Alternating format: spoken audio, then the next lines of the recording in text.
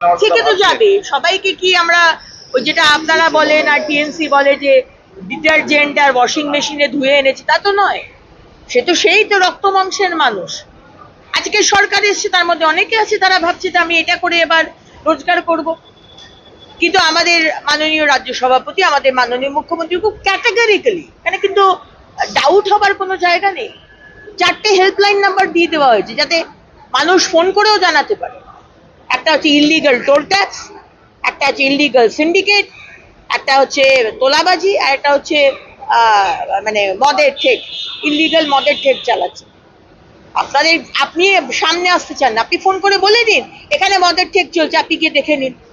এখানে এই ছেলেটি সিন্ডিকেট চালাচ্ছে। কিন্তু আবারও বলবো, আপনি আপনার নিজস্ব এজেন্ডা নিয়ে যদি কাউকে ফাঁসানোর চেষ্টা করেন, আপনার নাম্বার তো থাকবে, ঘাড় গলা ধরে আপনাকে নিয়ে আসা হবে, এটাও কিন্তু জানিয়ে দিলাম। এটা তো প্রশাসনিক ব্যবস্থা। হ্যাঁ। দলগতভাবে এই ধরনের তোলাবাজির অভিযোগ আসলে আপনারা কি ব্যবস্থা নেবেন তাদের বিরুদ্ধে? দলের যারা আমাদের রাজ্য সভাপতি সাংগঠনিক ভাবে he is the ultimate in our state, কিন্তু পরিষ্কার বলে দিচ্ছেন দল থেকে বের করে দেওয়া হবে এবং প্রবাবলি এক্সপেল করাও হয়েছে 2-3 জন, আমি যতদূর খবর আছে।